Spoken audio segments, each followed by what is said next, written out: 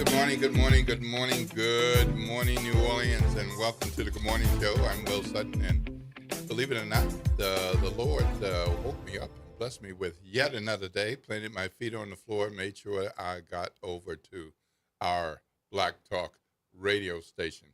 I am blessed in a couple more ways because my friend Eddie Francis is here with me this morning. Hey, good morning. Good morning, and we got Jerome on the other side of the glass. Yep, so we are here, and we are here at the Good Morning Show for you, WBOK family of listeners. And we are looking forward to spending this time with you, whether you're on radio at WBOK 1230 AM, or perhaps you're watching on WBOK's YouTube channel, or, of course, our faithful Facebook Live friends on the WBOK Facebook page. Hey, y'all. And we might get the IG going. I don't know. We'll see about that. Yeah, so we'll have IG as well for those of you all who are on the IG thing, Instagram. Then that's another place that you can find us and keep us with you as you're on the go or as you move around the house cleaning up or looking at what you should clean up, but you're just enjoying your coffee this morning. It's a nice morning out there, partly cloudy, about 78 degrees, and temperature's going to be going up into the 80s. Getting close to 90, but I don't think it's going to hit 90, like 88, 89. So the good thing about today is, depending on your view, it'll be partly cloudy or partly sunny, and your view probably depends on where you will be. So it might be partly cloudy where you are and partly sunny where I am, but that's going to be kind of what we're looking at through the day. But get ready, folks, because there will be some rain on tomorrow. It doesn't look like it's heavy-duty rain, but it looks like there will be some rain. It looks like it's going to be like scattered. Yeah. You know. Anybody's guess. because my app says one thing and something else happens. So yeah, I just kind of watch the sky sometimes. And I'll look at the horizon and say, "Oh, here comes some rain." Yep. That app is not as dependable as I would like for it to be. Right. Well, as Rose said yesterday, it's June in New Orleans. Oh, Rose. Yeah, so there's going to be some rain. There's going to be some sun. There's going to be some clouds. Just wait and the weather will change. Yeah. So this is what we do. If you wait long enough, you'll experience a couple of seasons in one day. Yep. Well, I don't mind being in the 90s, but it's, I know a lot of people really don't like that, but yet you love our place. But we're not at the point where we're in the 90s each and every day. So we're tiptoeing in it, so to speak. And I'm good with holding out on that. It felt really good out there this morning. It did. It felt really good, especially in North Shore. I mean, North Shore was low 70s, mid 70s by the time I got in the car. It felt really nice. Yeah. Yeah, well, that sounds real good, and I am looking forward to the day. It's column writing day for me, so I think I landed on my subject. Oh, okay. Essence Festival. Okay. What have they done since the drama of last year? And what's this year going to look like? Yeah. So, after attending a couple of their events recently and watching some interviews and clips and the aunties and looking at some documents, I have more than a column full, but I'm not going to write 2,500 words. I'll keep it closer to 700, 750. So now the self-editing part will go into gear to say which parts of this will make it. But I hope it's something that people will want to read, and that people will, of course, weigh in, agree, disagree, agree with parts, not other parts. And I'm hopeful that the city officials and the state officials and the Essence officials will read it and consider it helpful. Okay. We'll see. Okay. I hope they will consider it helpful. That There's a lot in that sentence. There's a lot in that. I hope they will consider it helpful. I mean, I've said that many times. I've sent business proposals to people. I hope they'll consider this helpful. Yeah. I'm really curious. So the word count part is the one. There's a part that's curious for me because reading your columns, reading other columns, I'm always left wondering how much more did they want to write, and how do you decide what stays and what goes? Because that has got to be a pretty fascinating part. It is. It is. And then jostling with the editors too. Well, most of my career I've been an editor. So having a background where I've been a reporter full-time, been a writer full-time, but most of my career I've been in different editor roles. Okay. I anticipate editor-like questions and comments. Yeah. So that's a good thing. So I tend to write as I would with what's on my mind, but also with some. I throw away some restraint, and just write and let it flow. But I think good writers let it flow, let it go, and write, but then come back to it, and depending on which writer or editor you're talking to, you learn to kill your babies or kill your darlings. And meaning the pieces it's not comfortable. Yeah. But it's better that you do it. Yeah. Than somebody else do it, and then you're like, why did they do that? No, that's not what no, and kind of get into a whole back and forth. Yeah. I try to be in the zone of, okay, that's a good suggestion. I'll take that one. Yeah. Or, are you sure you want to use this word, Will? Yeah, I actually thought about it. And let me tell you other words I thought about, and this is why this word. Oh, okay, I get it. Yeah. I try to get in that zone. And also try to get in the zone of making sure that I give them time to do their job, which means if this is the deadline, that's the deadline, not for it to be published, as a deadline for them to do their next step, their job. Yeah.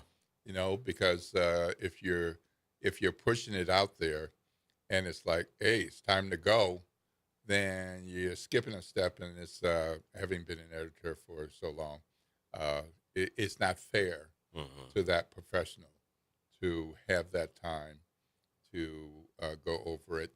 And just recently, for instance, I had one, and my editor edited it, and it's like, good to go. That's what you aim for. Yeah. Exactly. It's like, that's what you aim for. And then another one recently, it was, I have a couple of small questions, then I have something I think we should talk about. Okay, no problem.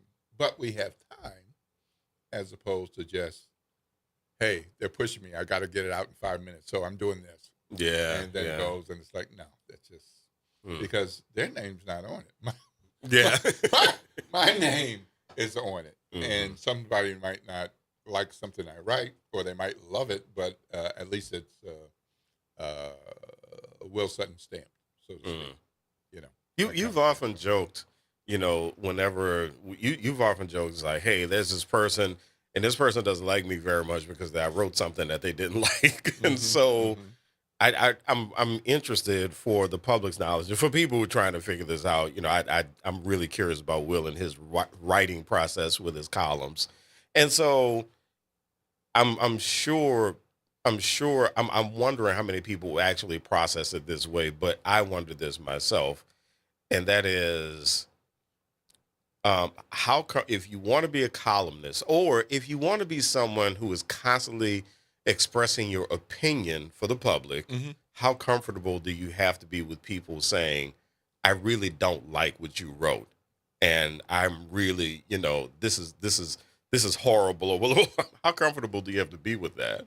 I think you have to be comfortable with who you are Yeah. as a person, as a professional, if you are a professional, because everybody who writes isn't a professional. Let me just say that. And I think you have to be comfortable that if it's a public forum, that the public has the right, at least for now, to comment on your comments. Mm. Does that include social media posts? I think so. I mean, if you want to make comments on social media and you don't want people's comments, then make it private. Yeah. Yeah.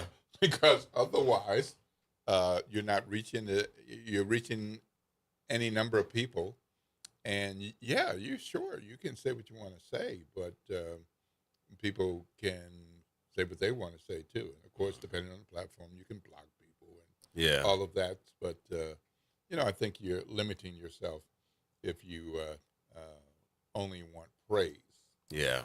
Yeah. as opposed to some critique or criticism, that kind of thing.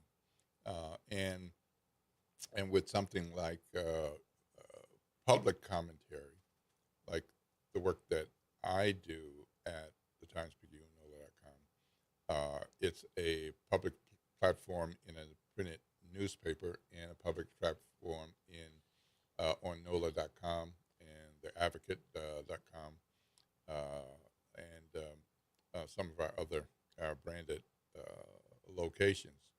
But the thing is, if you're not going to be open to people responding, I think it's probably not a job for you. Right. I was going to say, you're probably in the wrong Yeah, business. Yeah. I think it's not a job for you, and it's probably a good idea for you to express your opinions at the kitchen table or at the sports bar, or and not, be putting it out there and just want praise. I mean, Yeah. I do like it. Speaking of people who give me feedback, that's not always right. I do like it when people say, "I don't agree with you on hardly anything, but you hit a point for me today." Mm. Mm. And it's like, oh, well, first of all, it means you're reading Yeah. Yeah. me, even Yeah. though you're not agreeing. Yeah. And second of all, you're open to saying, "Here's something I get," or "Here's something I agree with." Yeah. And but I'm not going to be at a place where I'm agreeing with you most of the time. So, Mm. all right, let's go to the talk line. Good morning, Ryan. You're on with Will Sutton and Eddie Francis. Good morning. Good morning. Sorry to keep calling every morning. It's become part of my routine to hear y'all's calming voice. It helps with my therapy. Oh, thank you. Well, we appreciate your listening and happy to hear from you. What you got for us? Well, it's kind of a question. What Okay. is that beeping noise? Anyway, it's kind of a question. In the age of disinformation, as professionals like y'all are, how difficult is it to navigate that? And do you just write what you need to write, or do you ever feel the need to combat the disinformation? And I don't know if I'm wording it correctly. I had it better in my head, but I digress. Okay, I think I know what you mean. And Yes. I write from a vantage point of this is my viewpoint. Mhm. And in a number of cases, I try to inform and educate. So I try to take things beyond a news story that somebody might have read or a news story that somebody might have seen on television and tell them something else about it. have people look at it a different way. Um, Sometimes I'll get feedback, and people will call what I've done disinformation. But here's the thing: disinformation is deliberately false. I'm not Right. doing deliberately false. You may disagree with me, Mm-hmm. but I'm not doing deliberately false. And a part of that is me doing my reporting and my research to see if I'm on point. And I don't do this every single time with every single column, but part of what I do is look for my particular argument, my particular point, and then flip it and see what other people have to say about that, and then anticipate that and kind of address it without raising a question about it. So Mm-hmm. there are different approaches, but the but the, you know the, I just want to make sure that when we say disinformation, that Or misinformation. yeah, right, because misinformation is different. Yeah. But I mean, Yeah. it's you're sharing information, spreading information, shouting information, but you didn't know it was false. Hmm. Mm-hmm. Yeah, I mean, so I mean, it's like, oh, geez, I wouldn't put that out there if I had known. Hmm. Well, Right. yeah, I mean, you weren't like intentionally dishonest, Yeah. but disinformation is like, I know this false, Yeah. and we have a man who's a perfect example of that Yeah. in the White House. Really? He does a lot of disinformation, Yeah. and he knows Where? this wrong. Where's? Oh, well, I'll look. I'll try to find. I don't know.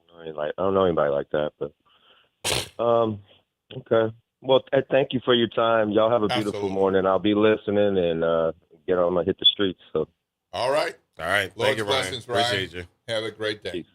Yes. All right. Well, Hmm. I wasn't expecting to talk about writing in columns, but after the weather, Yeah. that's kind of where we went. I think it's useful. I mean, and then there's a third category, and actually there's a course that I teach right now, a college course that I teach, and we also talk about malinformation.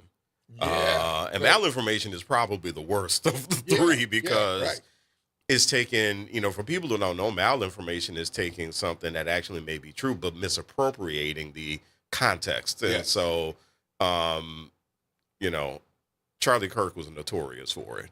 He would take a statistic and would say it in a grossly irresponsible, wrong way. It could have been the statistic would be accurate, but he would take it completely out of context. And so in some ways I really fear malinformation more than anything else. It's kind of like the people who read a lot and they'll give you all the information they read, and it's like, wait a minute, what you just told me, the information itself is true, but the way you're presenting it is not. And that is probably the worst thing. But I think, to Ryan's question about disinformation, and I think this is an important thing to mention, is that when people are making whatever public commentaries that they're making, I think it's important for people to say, I could be wrong. Yes. I think that's very important. I mean, for anybody who has done a master's thesis, who's done a PhD dissertation, a doctoral dissertation, for them, this is where you talk about the limitations of your research. And of course, in journalism, you do the same thing. You at some point you say, hey, well, here's the other side of this, and so you're saying I could be wrong about this. And I think that's when someone is not trying to spread disinformation or misinformation or malinformation, when they are willing to admit that there's another point of view, or they're willing to admit, hey, or in the case of you, or in the case of people who are academics, saying, okay, these are my sources. This is where I'm getting this from, and being honest about that, being honest about where those sources are coming from. And I think he actually asked a really important question, because I think that is really an important thing to remember.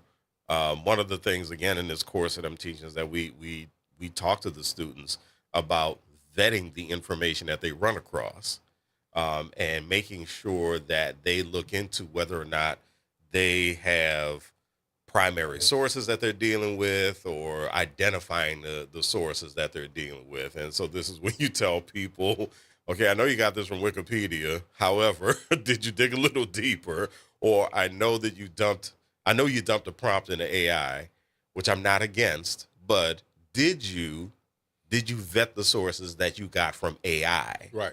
Right. Did you go deeper to figure that out? Right. And so that's where I think a lot of people run into trouble, especially on social media.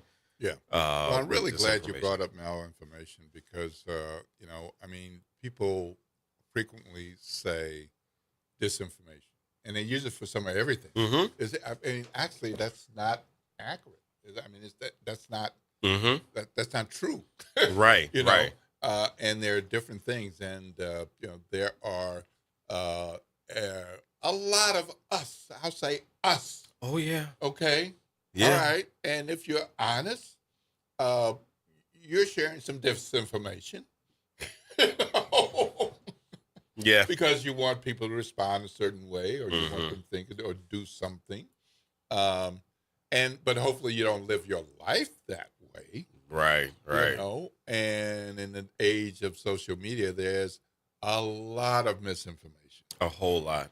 A lot A whole of lot. misinformation. Yeah. And you can't take it back. No. I mean, you can put it out there, you can delete it, but somebody can find it if they wanted to. Yeah. Yeah. You might want to be careful with what you share. And speaking of, backing up some of what I write, I mean, unfortunately, I have a word count. So what I do for the online is I provide links Mm-hmm. to some things. So I'll provide a link to a previous news story where you can read more about something that I'm not taking the time to give you 400 words on because it takes away from my space. Yeah.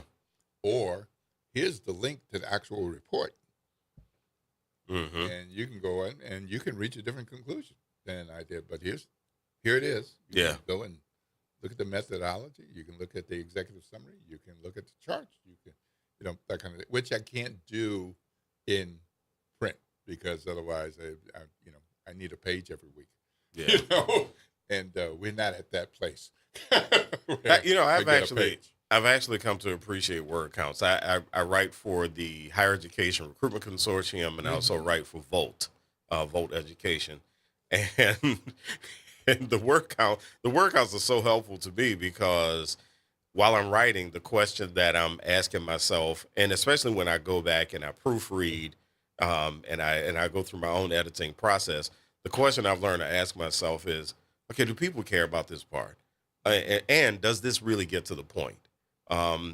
And is this something that is this piece of information, or is this perspective really, really useful to people as they're reading through it? And so that's what I've learned to really appreciate about word counts.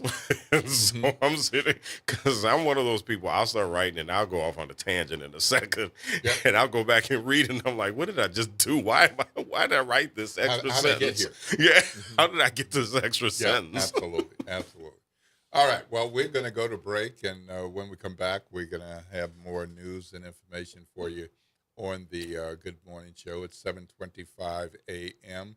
If you need to be somewhere at 7:30, you got about 5 minutes to get there.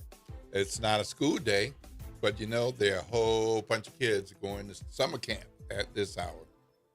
So you want to make sure you drive safely. So that means many more places where you can see kids, and there's possibility of accidents, not just around the schools. Please, please, please don't be one of the crazy drivers. Make sure you're one of the good drivers, one of the defensive drivers. Take care of your personal hair care, eye care, other business at home, and get out there to be a safe driver and defensive driver. Mm-hmm. Look out for others, and especially the babies and the kiddos going from one place to another. All right, we're going to take a break, and we'll see what we have coming up next. And we've got more for you during the show. There's a lot going on, and there was a little bit of a basketball game last night. So a small one. Oh man, that was something. Wasn't too exciting. Yeah, right. Some of you all know what we're talking about, and we'll talk about it. Eddie, what's that talk line number? It is 504-582-9422, 504-582-9422. This is WBOK, 12:30 a.m. What New Orleans is talking about all day long.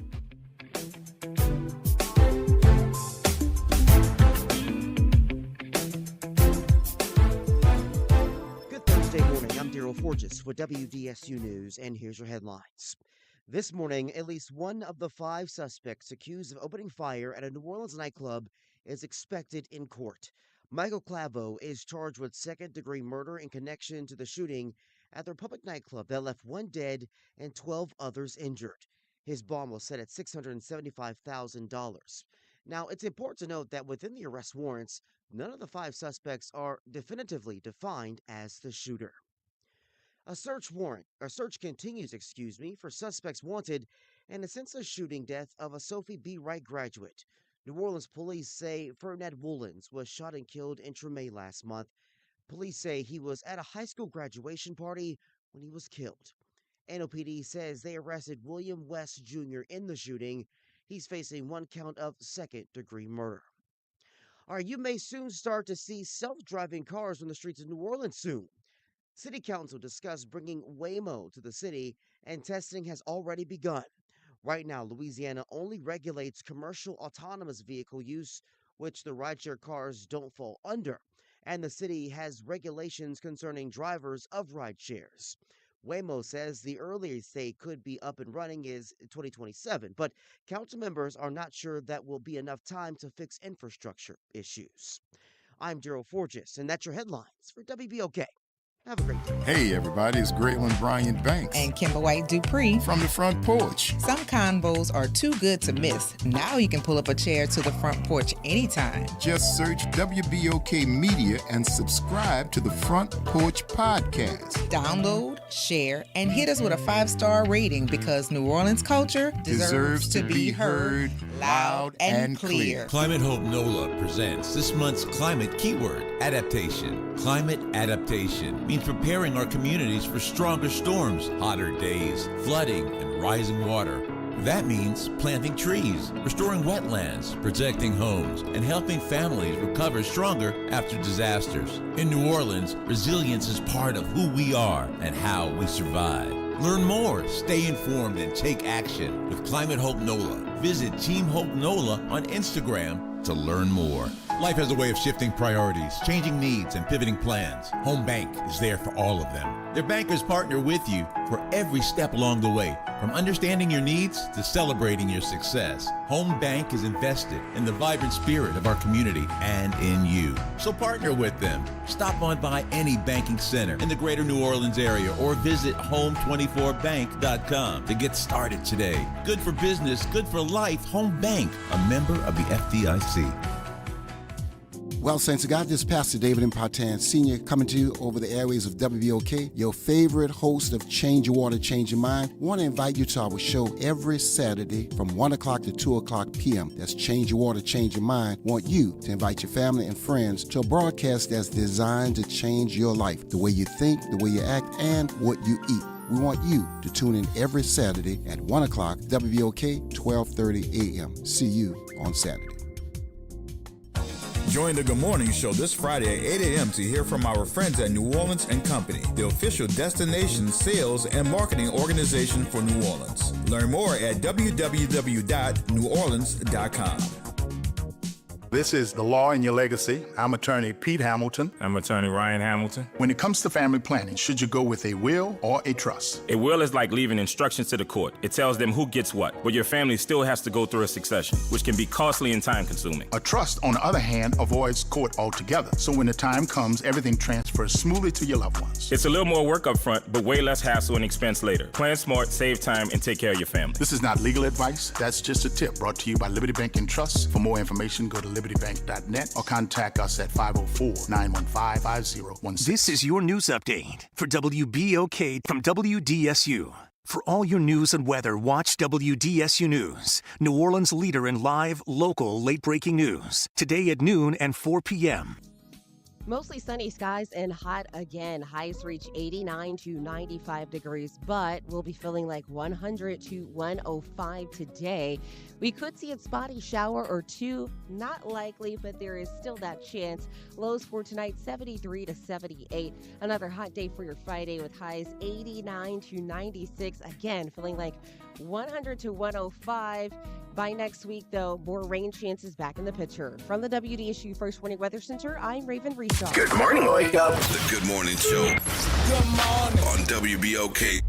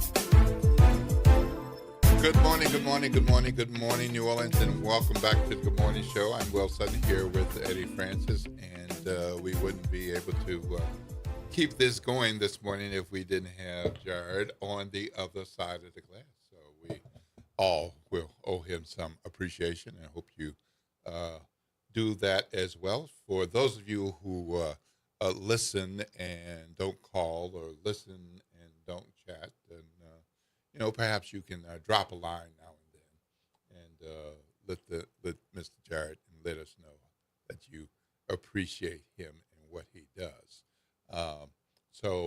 But those of you who are online, because a number of you are right now, yes, we see it, drop a line. Appreciate. Show Jarrett some love. Yeah, You don't have to love me. Okay? I enjoy it, but you don't have to. And you can show some appreciation for definitely for Jared. Yeah, show some appreciation. Give him some love. Give him some love. So look, man, Eddie. Yes. I know there are folks who are diehard basketball fans. They live for the off season. They live for the preseason. They live for the playoffs. Mm-hmm. They live for the championships. They want to see their team go deep. They want to see their team win it all. And then there are the people who is like, I don't care who really makes it. I just want to see a great series. Mm-hmm. Can we take it to game 7, or can we do it in 4 with a sweep? There were people saying the Knicks were on such a roll, the New York Knicks versus the Spurs in the playoffs now, but they were coming out of a crazy spin and then just winning and winning and winning and winning and winning and winning and then winning and winning. And some of those games were like blowouts. It's like, what has happened to super energize this team? Well, the San Antonio Spurs showed them something. Yeah. The other night. Yeah, they did. Yep. And all of a sudden, the talk of a sweep went away. Mm-hmm. So that was 2-1 instead of a sweep.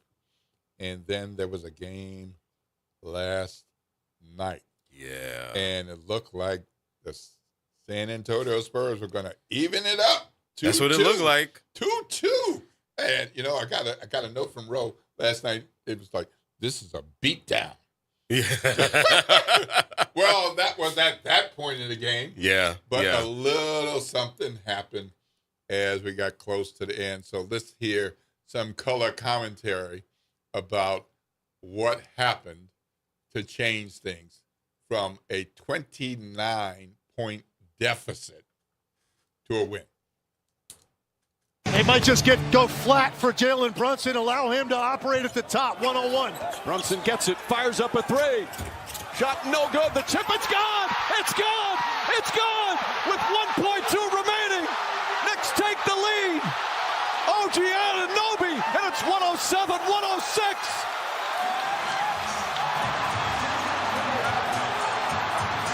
Bedlam here at the Garden. They can't believe it.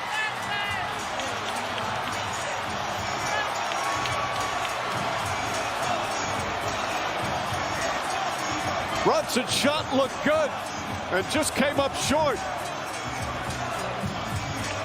Now there's still 1.27. No timeouts left. They have to get it in. Harper lobs it inside. Castle hasn't lost it. That's it. It's over. The greatest comeback in NBA playoff history. The Knicks pull off the miracle comeback and lead it 3-1. Now 1 win away from a title.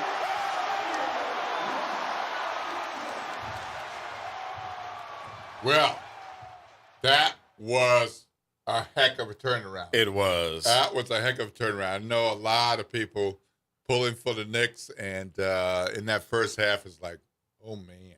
Yeah, yeah. So that has happened here. So last night I was watching the game. You know, my wife was out. She was doing things, and I was watching the game, and I was actually grading assignments for the course that I teach, and I looked at the TV and I said, 29, huh? And so I was like, all right, you know what? I've been wanting to watch this W.B. Du Bois documentary, so I'm going to watch that. Yeah, so I turned it off.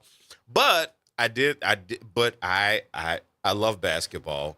And so I'm thinking to myself, okay, let me watch the documentary. I'm going to watch the score, and I'm going to definitely watch at least the last 5 minutes of the fourth quarter. Okay. Mm-hmm. Mm-hmm. And my plan worked. It worked. I went back 5 minutes, and I was like, oh, yeah, this is going to be a good ending. So just so people know, though, I have kind of a force majeure in my house of Knicks fandom because my wife spent 10 years in New York. She got her master's and her PhD from NYU. She worked for Barnard. She worked for Columbia. She worked for City University in New York. And so she spent 10 years there, 10 of the best years of her career, it sounds like. She wears a subway token. She wears a subway token on a chain, and she just got a patch, a MetroCard patch, and she put it on a hat. And then on top of all of that, she found, last time she went to New York, she got a subway map, and she framed the subway map. So when I tell you this woman enjoyed New York City, and then she got me hooked. I went up there with her, and we actually did go check out a game in Madison Square Garden. So that was a bucket list item for me. But I fell in love with New York, too. So I'm on board, but it is kind of a force majeure. I mean, I do like the Spurs as well, but I really can't say that in the house. So right now, you know, it's blue and orange skies in Slidell right now at the Francis household. And it was really, really, it was cool to watch that game last night. It was really cool. Well, it was a heck of a thing to see what really was a beatdown in the first half. It was. I mean, it like, was. But I tell you what, this is how you can tell the Spurs are a young team, because they did celebrate a little early, and they had that look. Mm-hmm. And that's the other reason I was like, no, I'm going to check out the last 5 minutes of the fourth quarter, because these dudes are talking a little too much. And Wemby started talking, and I'm going, no. The other thing about my rooting for the Knicks, Jose Alvarado Josh Hart. I really miss them in a Pelicans uniform, and of course, the homeboy Mitch Robinson. So, so I mean that was the other thing. I was just like, man, I really miss these dudes in Pelicans uniforms. But the Spurs they started to talk a little bit. Or at least Wemby did. Wembanyama started to talk a little bit, and when he started talking, I'm thinking, I don't know, young buck. You're playing your game. You are doing that. But it's the first half of an NBA Finals game. A lot can happen in the second half. A whole lot can happen. So, yeah, that's the other. And the other thing, there's this comment that I read about the Knicks, and I think this is what really contributes to how they play. But someone described the Knicks team as an Isle of Misfit Toys. And so that's pretty good. And they play like that. Yeah. I mean, they scrap. They just straight up scrap when they play, which that's the kind of basketball I like. I like finesse basketball, but I like scrappy basketball a little bit more. So that was a cool game to watch. That was a cool ending to watch. Yeah. Well, I'm very happy for Jose Alvarado. Yeah. Oh, golly, am I happy for him? Yeah. Favorite here, and hated to see him go. I certainly understand the business of the basketball game and why it happened the way that it did. But sometimes you get latched on to a player, and you want him to be your player. Yeah. But the business says, got to do something else. So I am happy for the young man. And I'm happy he gets to play back at home. Yes. Yeah, I'm happy he gets to play back at home. That is really good that's good for him. That's really great. Yep. Well, he contributed to that win with 8 points last night. And he's a good off the bench role player. Oh yeah. And Jalen Brunson got his 27. Yeah. And so it was a great comeback game, and exciting to see the Knicks. Well, first of all, it was exciting to see the Spurs in the first half. Just we're not giving up. Right. We're going to do this thing. But then the second half, and it's like, we're going to do this thing. And then the Knicks said, nope. No. Remember where you are, by the way. That's right. This is MSG. And one of the things about basketball at this level is so much of it can depend on the coaching. And there were some really good decisions. I'm happy for Mike Brown, too. Yes. I like Mike Brown. Yeah. How about that? I hope he can close it out. Now, the young brother who's coaching the Spurs, you'll have your day, sir. You're 39. Yeah, right. Yeah. But yeah. Well, it was an exciting night, but since that was Game 4 and the Knicks are leading 3-1, they need one more, and the Spurs need 3. Yeah. So. I mean, the Spurs have been here before, though. They have. They've been here before. They have. And so the next game is Saturday in San Antonio. The Knicks could win it all. A lot of New York fans were hoping that the win it all would be in New York. But they'll have their time to celebrate if the Knicks can pull it off against those Spurs on Saturday night. Well, but the first 2 games in San Antonio, there were a lot of Knicks fans there. Yes, that's right. So they have no compunction about invading San Antonio. They are not shy about it at all. So you will see Ben Stiller on the sidelines again. I would love to see Spike Lee in San Antonio. Yeah. But yeah, they're not shy. They travel very well. The Knicks fans do. They travel very well. Yep. Well, outside of Madison Square Garden last night, there was pandemonium with the fans, and that includes the people who were inside the game and then leaving, and then the other folks who just weren't to be in the vicinity because they couldn't afford $6,000 seats. Yeah, no. So- I don't got that. Yeah. I don't got that. Yeah, I'll watch on the street right here. I'll stand outside the bar and watch. Right. Indeed. All right, it's time for a break, and when we come back, we'll have more news and information for you right here at WBOK, 12:30 a.m., the Good Morning Show. Eddie, we might have some folks who watch the game, or maybe they want to weigh in on some of the other things that have been happening. We'd be happy to take their call. What's that phone number? 504-582-9422, 504-582-9422. This is WBOK, 12:30 a.m., what New Orleans is talking about. All day long.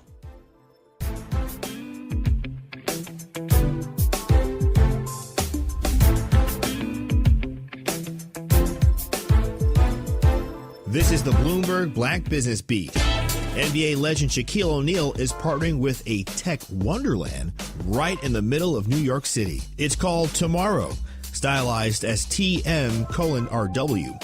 And it's designed to showcase the tech and innovation of the future. Robots, dog robots, holograms, headphones, glasses, meta glasses. Just, it's a beautiful place to be. And I think if you're ever in Times Square, you should definitely check it out. In this conversation on Bloomberg, Shaq explained why he decided to throw his money behind the Times Square-based store. Well, I always invest in things that I first believe in and, things that are going to change people's lives. This is something that, there's not really a lot of competition out there. And I know once people come inside the store, they will love what they see and they will fall in love with what they see. Stop by and you might even see Shaq himself, or maybe even a hologram of him. A beautiful, sexy hologram. It's a hologram, a beautiful, sexy hologram. I'm Bloomberg's Justin Milliner on the Black Business Beat. It's deck days at Lowe's, and the savings are stacked. Right now, pros get 15% off all in-stock composite decking from top brands like Trex, TimberTech, and Decorators. Plus, get a free DeWalt 20-volt max 5-amp-hour battery when you buy a select DeWalt tool.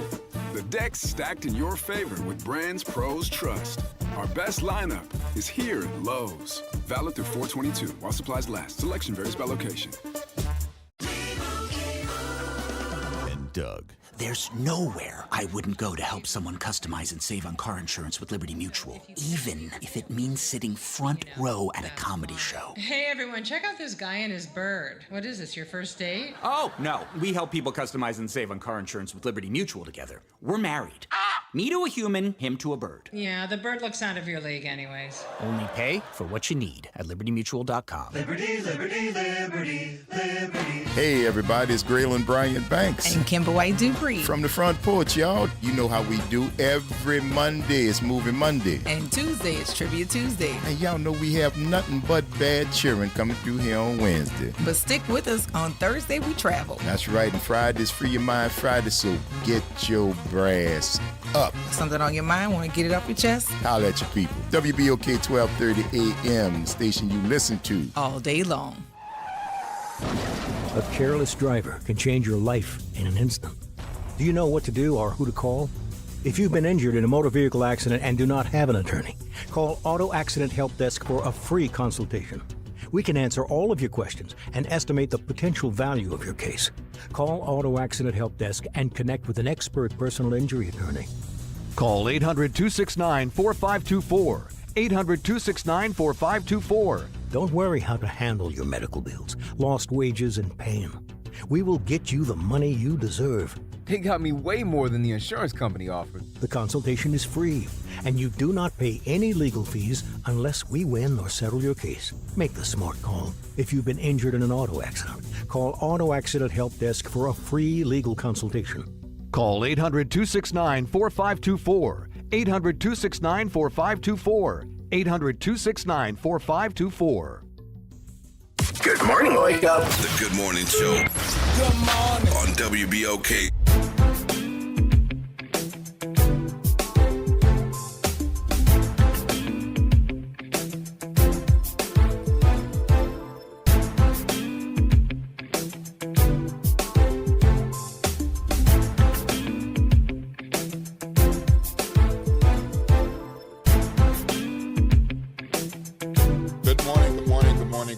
New Orleans, and welcome back to the Good Morning Show. If you've been in tune with us, spend a little bit of time with us since 7702-704-06-2022, or even since 7:45 or 7:48. It's now 7:51. If you're just tuning in, you're on time anyway, because we are happy to have you join us, whether you're listening on radio and WBOK 1230 AM, or via YouTube, IG, Instagram, or Facebook Live.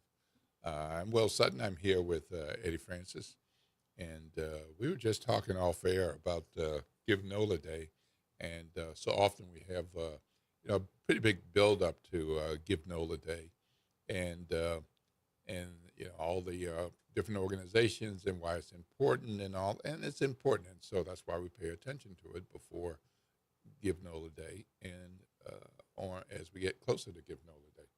But we don't often come back and say, well, what happened? Right. Yeah. All right. So Eddie Francis, what happened? So as we know, every year we have Give NOLA Day. This year is on May 5th. And as it turns out, the Greater New Orleans Foundation did recently release the numbers, the final tally for Give NOLA Day. And it's hard to believe it's been 13 years that they've been doing it. Mm-hmm. So 13 years of Give NOLA Day, and they raised the highest amount that they've raised yet, and that was $8.2 million. What? Yeah, $8.2 million, $8.2 million with over 1,000 participating nonprofits.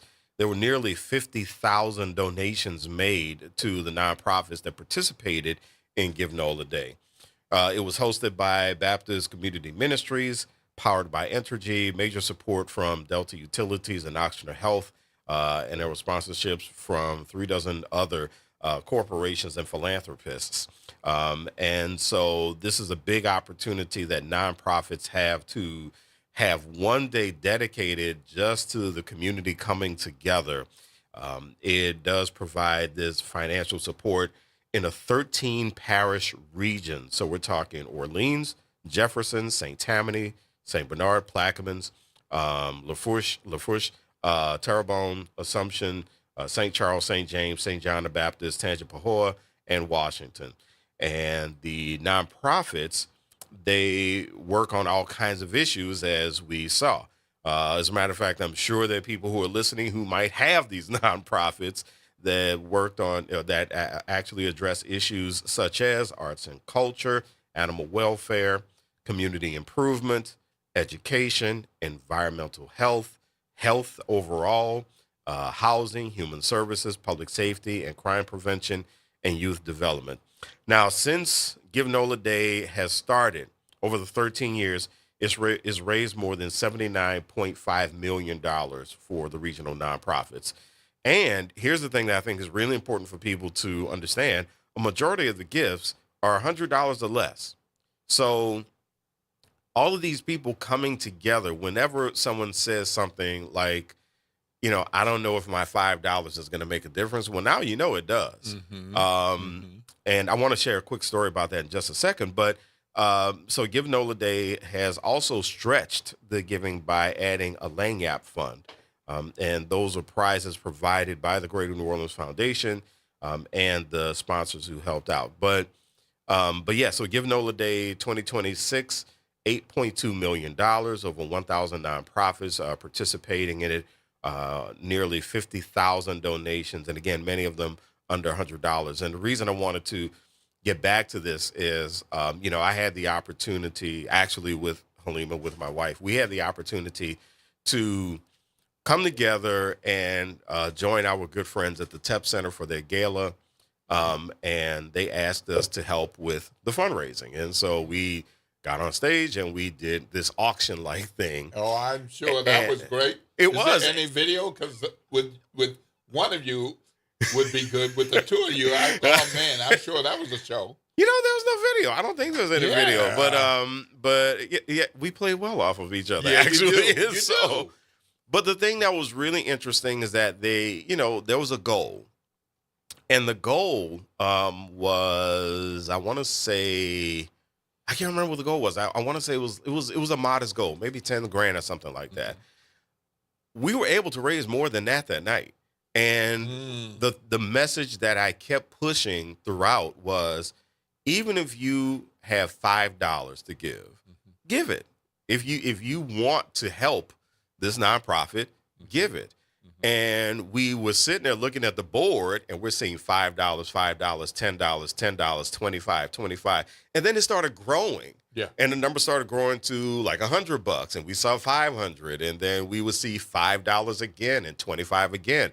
Then we saw 1,000. Then we saw $10, and so again, and Leona Tate and everybody, we all looked at the board and we exceeded the fundraising goal. And so that was a beautiful experience, because it was really probably one of the truest demonstrations of a community coming together and believing that they could do something. And those little amounts of money, again, if you have your favorite nonprofit that you want to support, and you say to yourself, I only have, then don't believe that what you have is too little, and don't believe it won't help, because with nonprofits, every single bit helps, every penny helps with a nonprofit. So give to your favorite nonprofit, your high school alma mater, your college alma mater, whatever cause you are passionate about, give to it, and give that $5, because you have no idea how much good it's going to do. And that's what happens when people come together and they truly believe.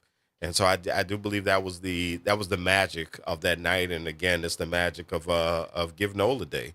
And that's how, and that's how, if you don't want to come out and physically be among the people in the community, which we should want to be among each other, at least giving of your treasure is something that you can do to demonstrate that you want to definitely be a part of the community.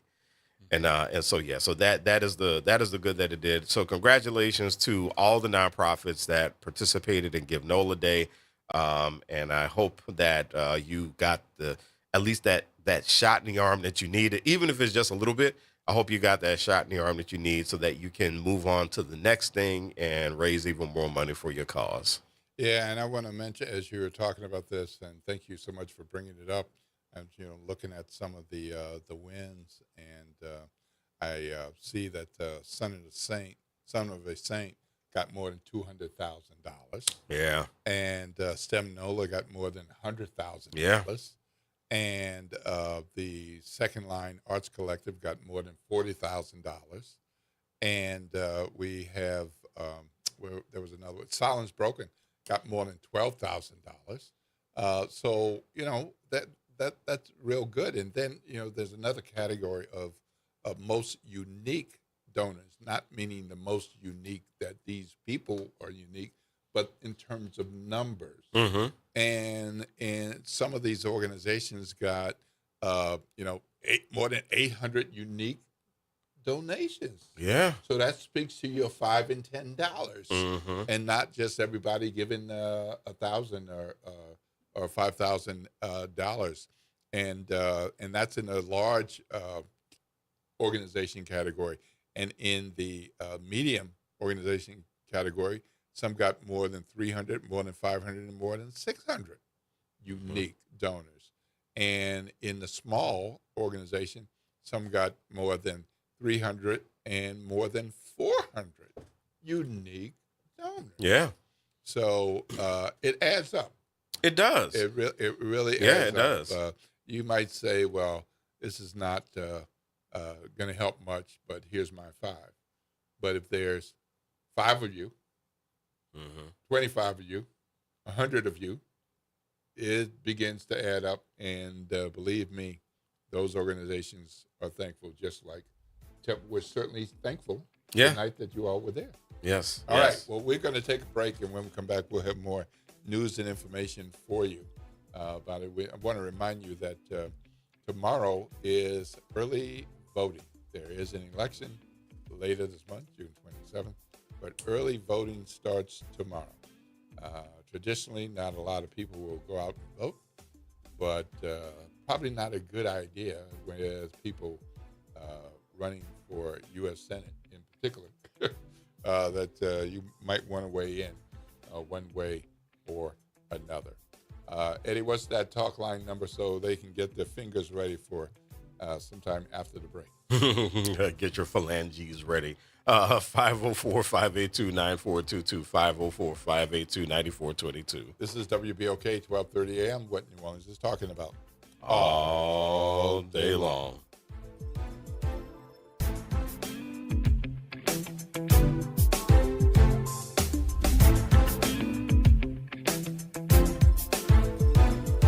WBOK New Orleans, home of the Good Morning Show, 7 to 9 a.m. weekdays. I'm Bree Wood with BIN News Now. A rally is planned in New York calling for a ban on horse-drawn carriages after a horse collapsed and died in Central Park. This woman witnessed the collapse. The horse was still breathing until they let him pass away. Police say the 16-year-old carriage horse went down with passengers on board and died minutes later. Animal rights groups have renewed calls to phase out the industry. At least 12 people are dead and 9 others injured after a mass shooting in Johannesburg, South Africa. Police say a group of gunmen opened fire in an informal settlement before fleeing, and a manhunt is now underway with no arrests yet. And 2 Los Angeles Dodgers players are drawing attention after opting out of part of the team's Pride Night celebration. Reports say Blake Treinen and Alex Call chose not to wear the team's rainbow-themed hats, instead wearing standard caps, while other players participated in the event. Get BIN News Now on demand 24/7 on the iHeartRadio app. Good morning, wake up. The Good Morning Show. Good morning. On WBOK.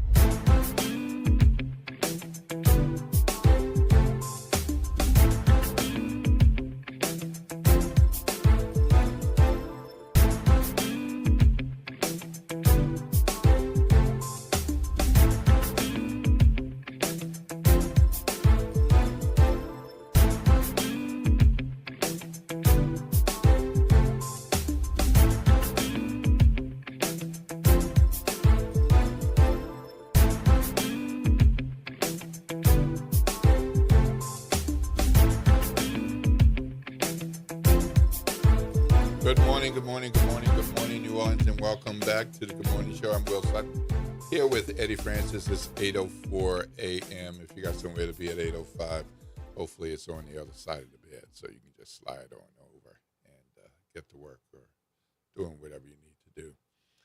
Look, tomorrow, Friday, June 12th, is the first day of early voting. Yes, if it's Louisiana, there's another election. So this one is for second-party primaries and some municipal general elections.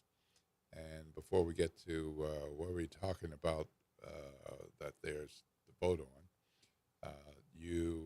the election is June 27th. So if you want to vote in person, that day is Saturday, June 27th. Now, we can't tell you what the weather's going to be like for sure on Saturday, June 27th. But what we can tell you, as our friend Ashley Shelton likes to say, during early voting, you can pick your weather.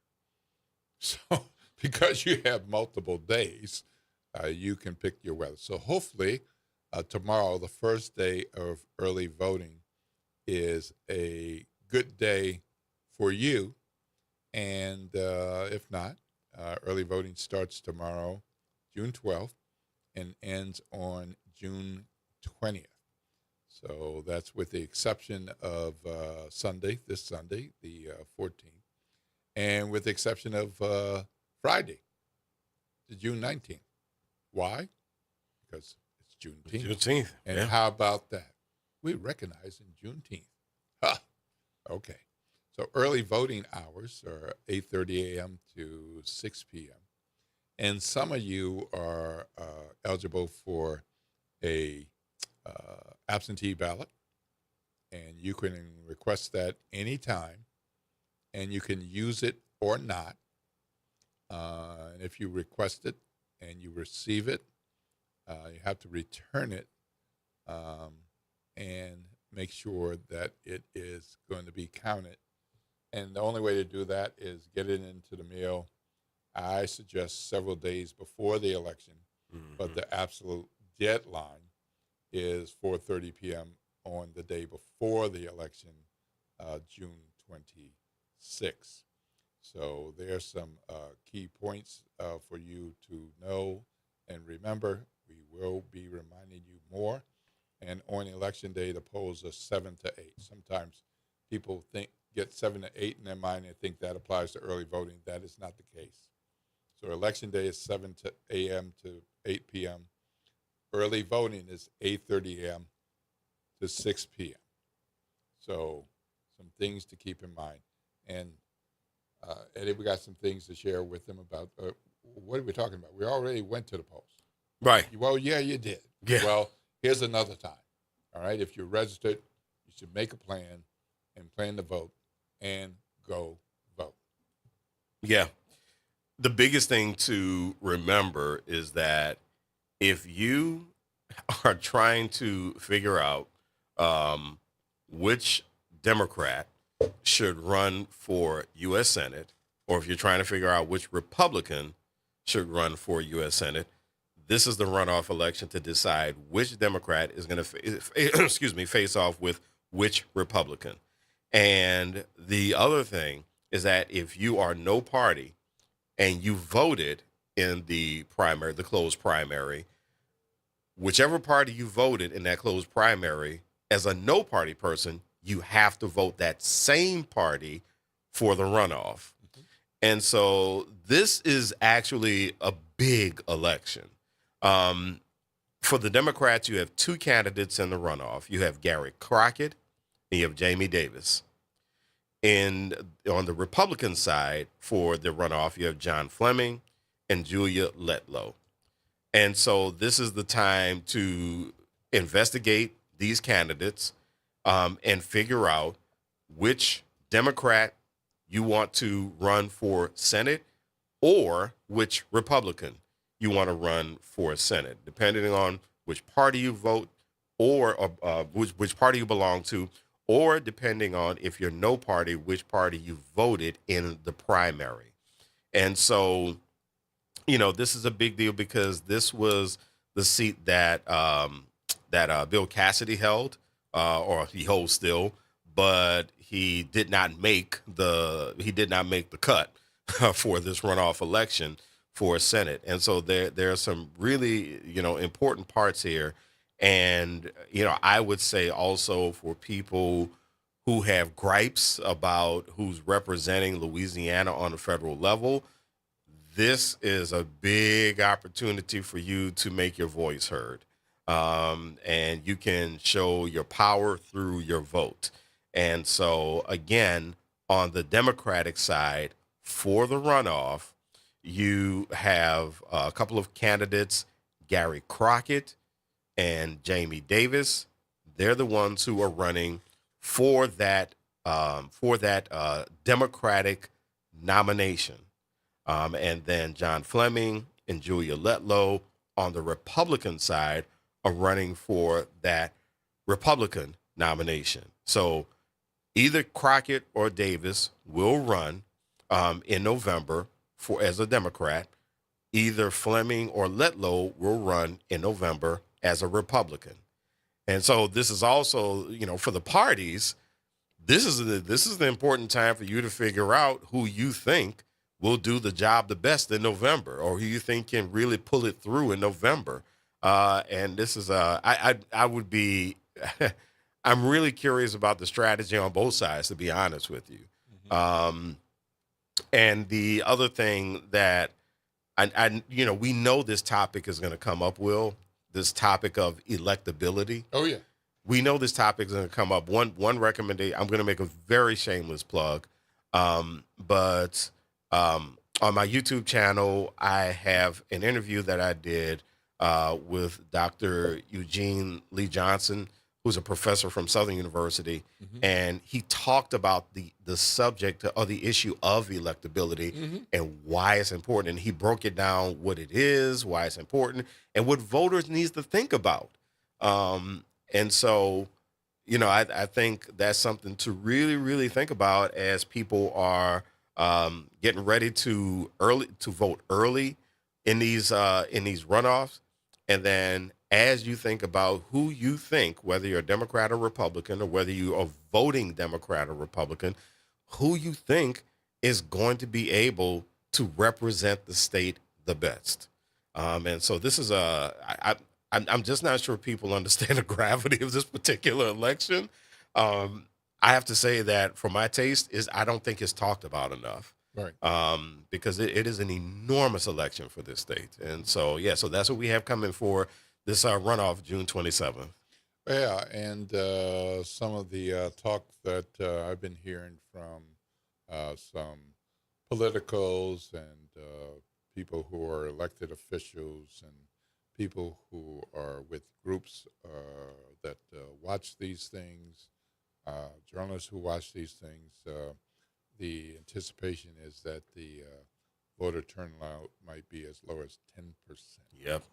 Yep.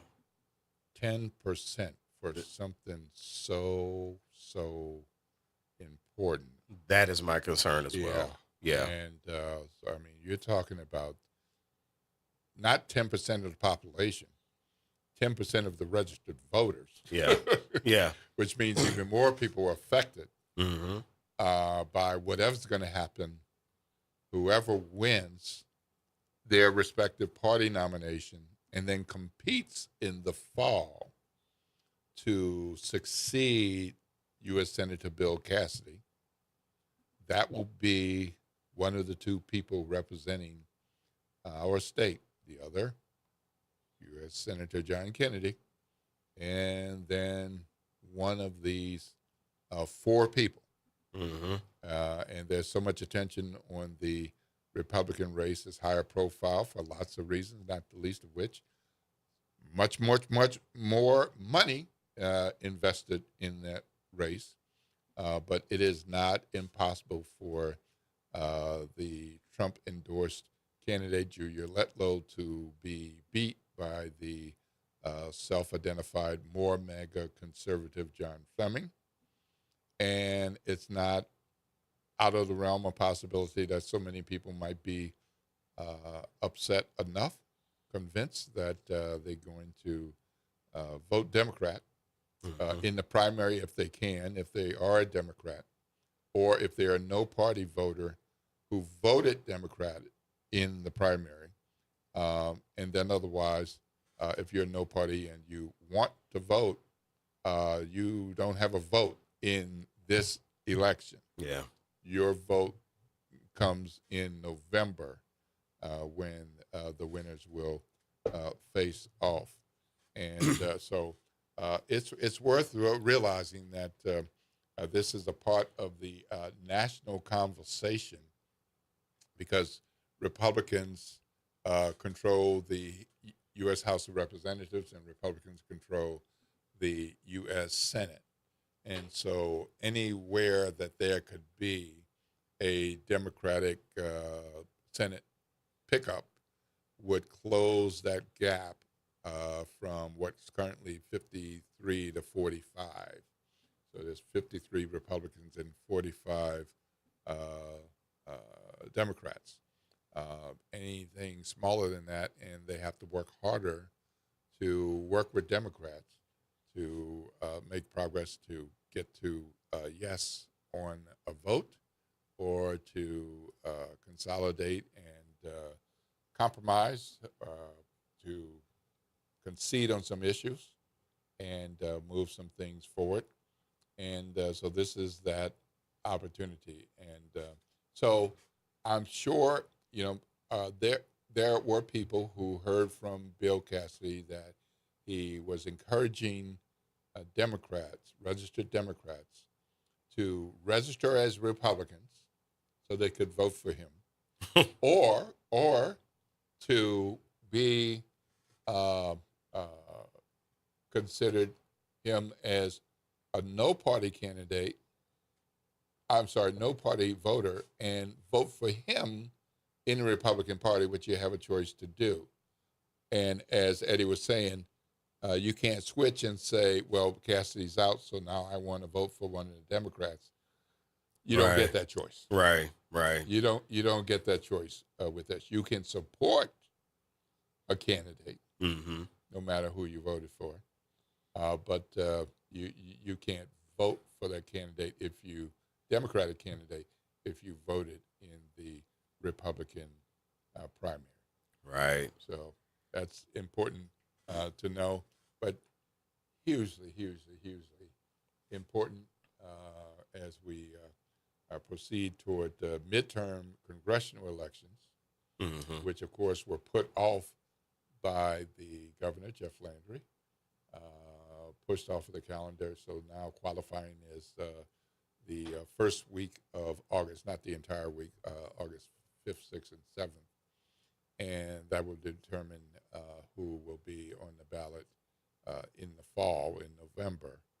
And then we'll know what Congress looks like, what our congressional representation looks like, not just in Louisiana after the demise, the elimination of the 6th congressional district currently held by Cleo Fields, and then what the U.S. Senate might look like from Louisiana. But again, this is a national play, a national play. We are part of this national play, and it's important that you participate. So early election starts tomorrow, June 12th, and ends on June 20th. If you're eligible for an absentee ballot, go ahead and request it.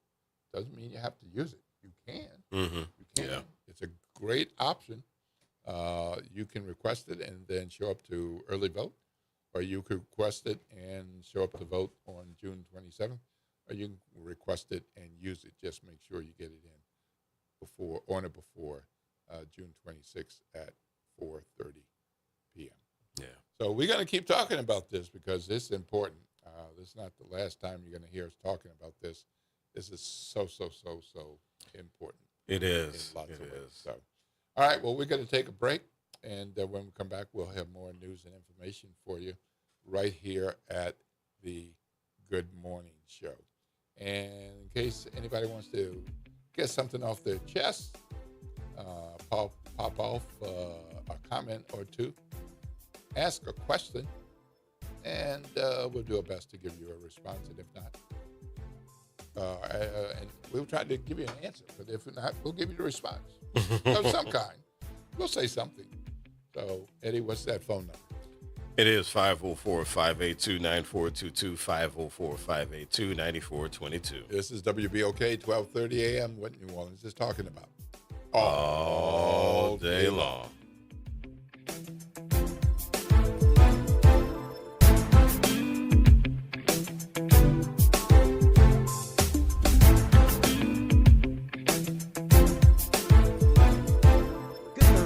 I'm Daryl Forges with WDSU News, and here's your headlines. This morning, at least one of the 5 suspects accused of opening fire at a New Orleans nightclub is expected in court. Michael Clavo is charged with second-degree murder in connection to the shooting at the Republic nightclub that left 1 dead and 12 others injured. His bond was set at $675,000. Now, it's important to note that within the arrest warrants, none of the 5 suspects are definitively defined as the shooter. A search continues, for suspects wanted in a senseless shooting death of a Sophie B. Wright graduate. New Orleans police say Fernand Woolens was shot and killed in Tremay last month. Police say he was at a high school graduation party when he was killed. NOPD says they arrested William West Jr. in the shooting. He's facing 1 count of second-degree murder. All right, you may soon start to see self-driving cars on the streets of New Orleans soon. City Council discussed bringing Waymo to the city, and testing has already begun.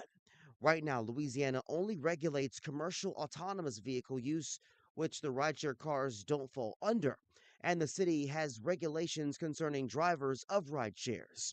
Waymo says the earliest they could be up and running is 2027, but council members are not sure that will be enough time to fix infrastructure issues. I'm Daryl Forges, and that's your headlines for WBOK.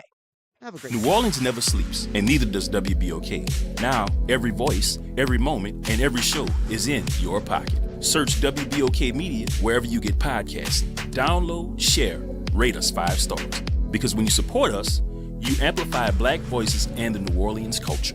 Greetings and salutations. I am Edward B. Coulon Smith, chairman of the board of the New Orleans Regional Black Chamber of Commerce. We'd like to invite you to tune in every Wednesday at 12 noon on WBOK to listen in on Black to Business and be a part of the movement that's going on. Thank you. Did you hear the news? Dr. Clark's 101 The Living Classroom has a new time. Catch us now every Wednesday at noon. Same program, same great conversations. Just a new time. So catch Dr. Clark's 101 The Living Classroom this Wednesday and every Wednesday only on WBOK. What New Orleans is talking about. This is Andronica Morris, host of Put Housing First. Join us every Tuesday at 12 o'clock, where we will discuss how housing affects every aspect of our lives and what's necessary, what's needed to guarantee housing for all. Join us every Tuesday at 12 o'clock as we dig down deep onto the issues that affect all of us. Life has a way of shifting priorities, changing needs, and pivoting plans. Home Bank is there for all of them. Their bankers partner with you for every step along the way, from understanding your needs to celebrating your success. Home Bank is invested in the vibrant spirit of our community and in you. So partner with them. Stop on by any banking center in the greater New Orleans area or visit home24bank.com to get started today. Good for business, good for life. Home Bank, a member of the FDIC. This is your news update for WBOK from WDSU. For all your news and weather, watch WDSU News, New Orleans' leader in live, local, late-breaking news. Today at noon and 4 p.m. Mostly sunny skies and hot again. Highs reach 89 to 95 degrees, but we'll be feeling like 100 to 105 today. We could see a spotty shower or two. Not likely, but there is still that chance. Lows for tonight, 73 to 78. Another hot day for your Friday with highs 89 to 96. Again, feeling like 100 to 105. By next week, though, more rain chances back in the picture. From the WDSU First Warning Weather Center, I'm Raven Reeshaw. Good morning, Wake Up. The Good Morning Show. Good morning. On WBOK.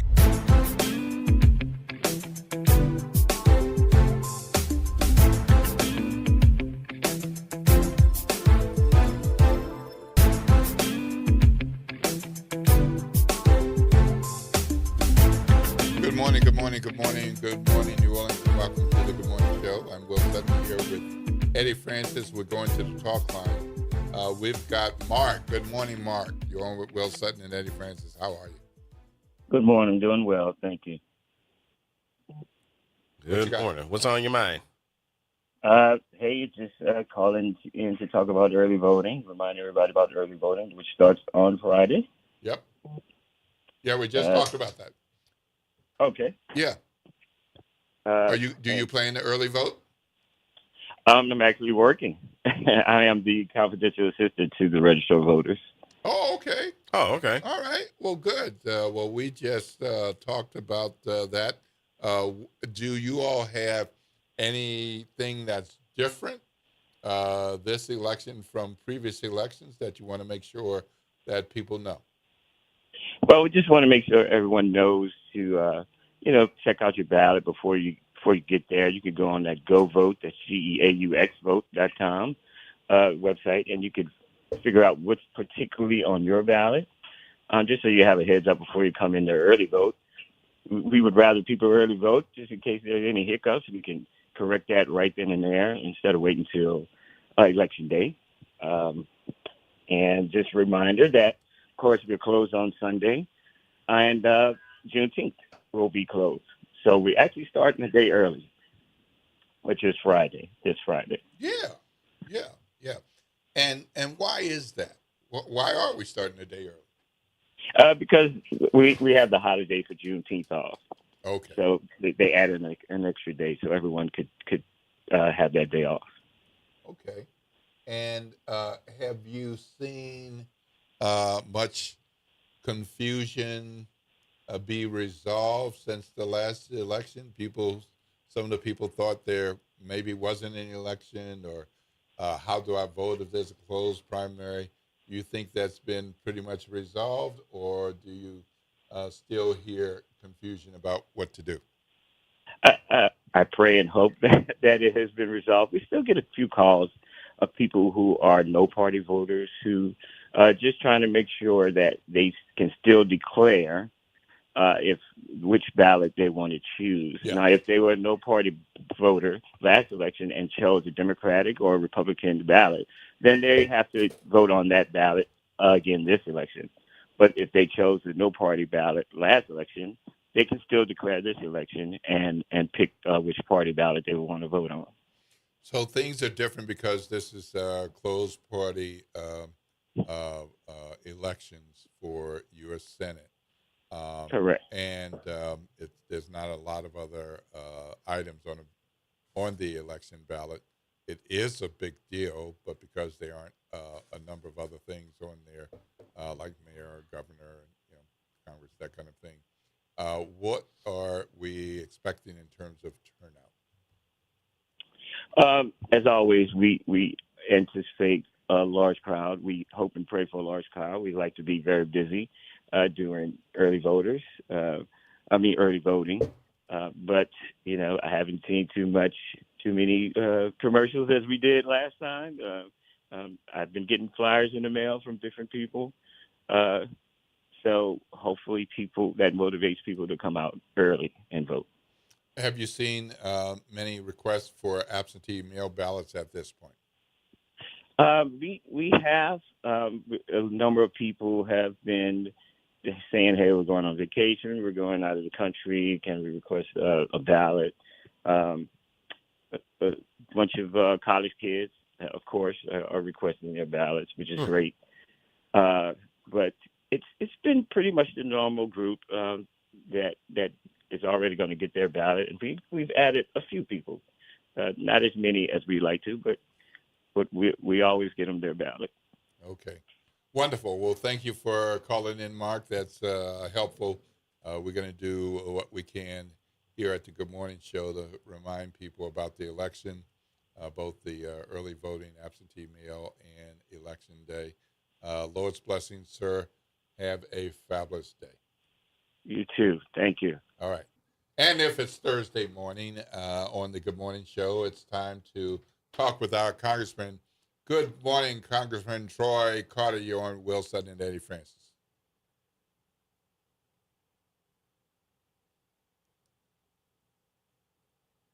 Morning, Congressman. Hello? All right. Okay. Well, we think he's there, but we'll try to figure out technically what might be happening, and try to get him back on the line. So he's got a lot of things going on, and we hope we can connect with him as we like to do on Thursday mornings. Yes. Yeah. Yes. So, one of the things that's happening, speaking of elections, is the legislative bill out of Baton Rouge that eliminated a number of judgeships.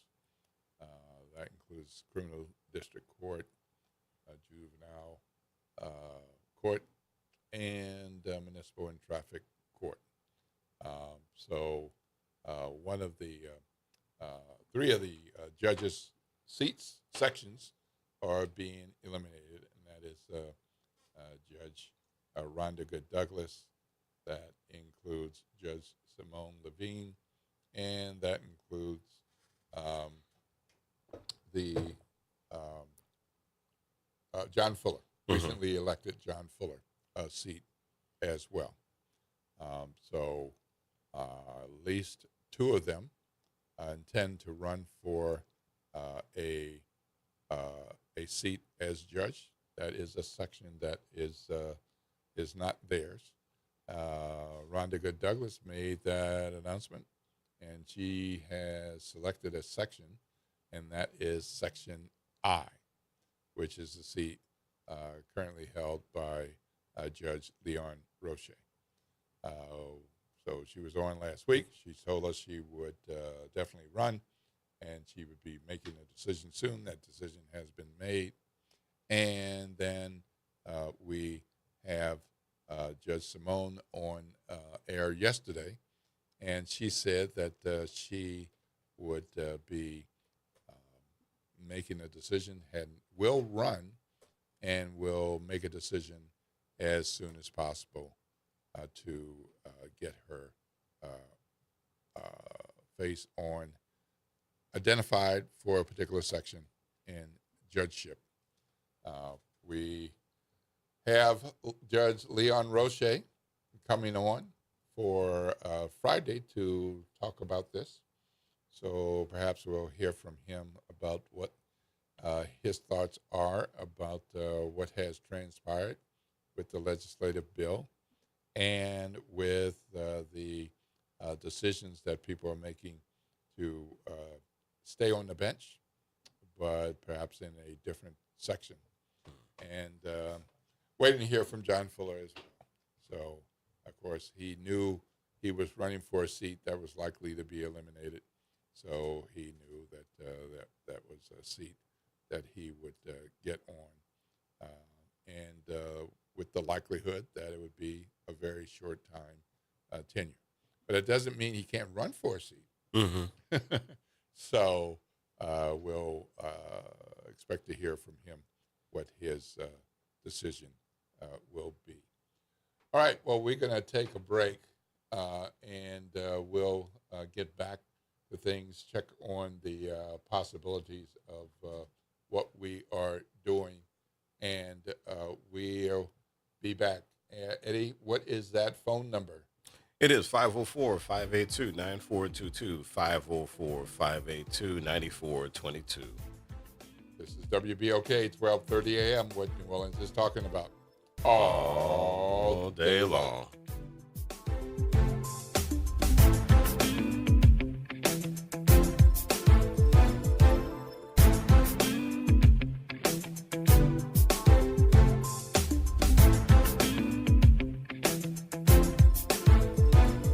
This is the Bloomberg Black Business Beat. NBA legend Shaquille O'Neal is partnering with a tech wonderland right in the middle of New York City. It's called Tomorrow, stylized as TM:RW. And it's designed to showcase the tech and innovation of the future. Robots, dog robots, holograms, headphones, glasses, meta glasses, just, it's a beautiful place to be. And I think if you're ever in Times Square, you should definitely check it out. In this conversation on Bloomberg, Shaq explained why he decided to throw his money behind the Times Square-based store. Well, I always invest in things that I first believe in and, things that are going to change people's lives. This is something that, there's not really a lot of competition out there. And I know once people come inside the store, they will love what they see and they will fall in love with what they see. Stop by and you might even see Shaq himself, or maybe even a hologram of him. A beautiful, sexy hologram. It's a hologram, a beautiful, sexy hologram. I'm Bloomberg's Justin Milliner on the Black Business Beat. It's deck days at Lowe's, and the savings are stacked. Right now, pros get 15% off all in-stock composite decking from top brands like Trex, TimberTech, and Decorators. Plus, get a free DeWalt 20-volt max 5-amp-hour battery when you buy a select DeWalt tool. The deck's stacked in your favor with brands pros trust. Our best lineup is here at Lowe's. Valid through 4/22 while supplies last. Selection varies by location.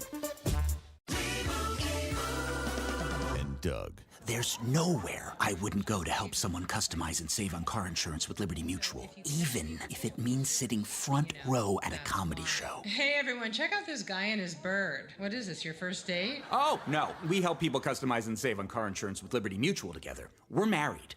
Me to a human, him to a bird. Yeah, the bird looks out of your league anyways. Only pay for what you need at LibertyMutual.com. Liberty, liberty, liberty, liberty. It's off the top with Norman Robinson on WBOK 1230 AM. Let's talk about the explosive controversy erupting at CBS News. Specifically, the turmoil erupting at 60 Minutes, considered the golden standard of journalistic integrity. The iconic news magazine has been on the air for 57 years. The trouble started when media mogul David Ellison, an ally of President Donald Trump, gained control of CBS. Ellison brought in Barry Weiss, who has no broadcast news experience, as chief news editor. Weiss immediately troubled the network waters, creating friction among the staff, firing or failing to renew the contracts of several veteran correspondents. Weiss turned the boat completely over when she hired another non-broadcast news person to head the 60 Minutes news magazine. Now, that would be tantamount to putting me, a broadcast journalist with no experience in print, in charge of editorial content at the newspaper. Well, that silly move was the last straw for veteran newsman Scott Pelley. He blasted Weiss, accusing her of trying to kill the program.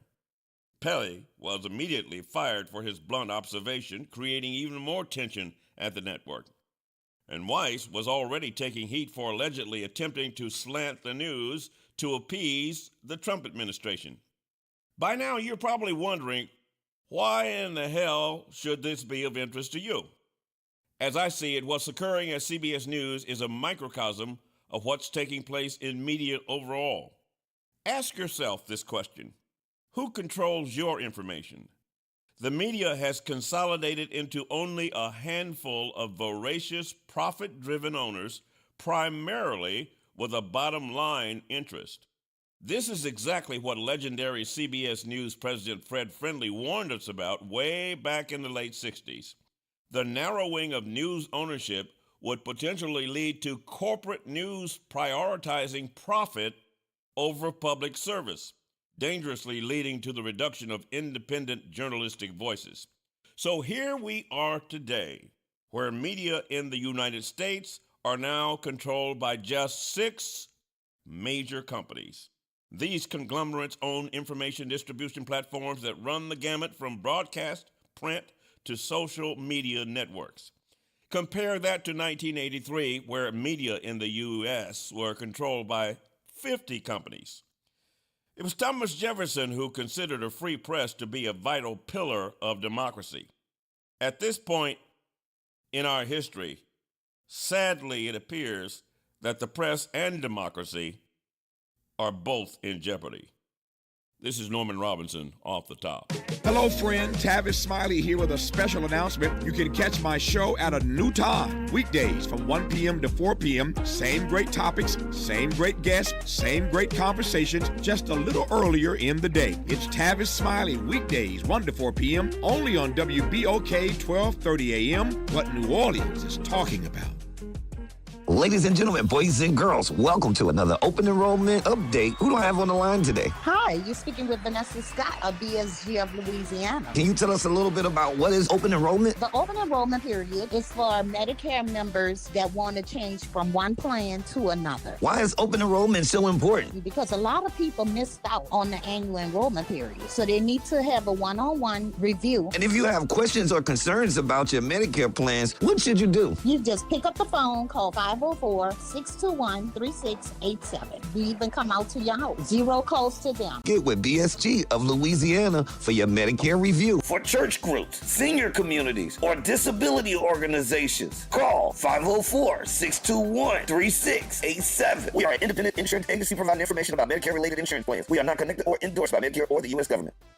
Climate Hope NOLA presents this month's climate keyword, adaptation. Climate adaptation means preparing our communities for stronger storms, hotter days, flooding, and rising water. That means planting trees, restoring wetlands, protecting homes, and helping families recover stronger after disasters. In New Orleans, resilience is part of who we are and how we survive. Learn more, stay informed, and take action with Climate Hope NOLA. Visit Team Hope NOLA on Instagram to learn more. Good morning, Wake Up. The Good Morning Show. Good morning. On WBOK.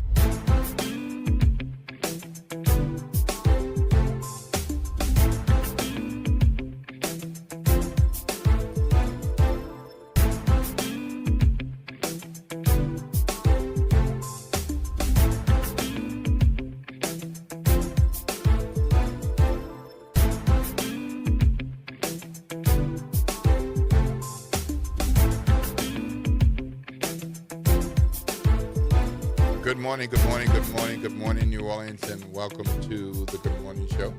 If you have just tuning in now, and if you've been with us, thank you. We really appreciate you spending some time with us as a part of our family of WBOK family of listeners. We're going to go to the phone line. I'm Will Sutton with Eddie Francis. Good morning, Ben. You're on with Will and Eddie. How are you? Hey, Will. How's it going, man? I haven't called you in a while, but that's right. I wanted to give you a shout out, man. Hey, listen, you were talking about the judgeships, the three that were being cut in criminal courts. Yep. Now, listen, I don't know how active you are on social media, but like, for example, Facebook.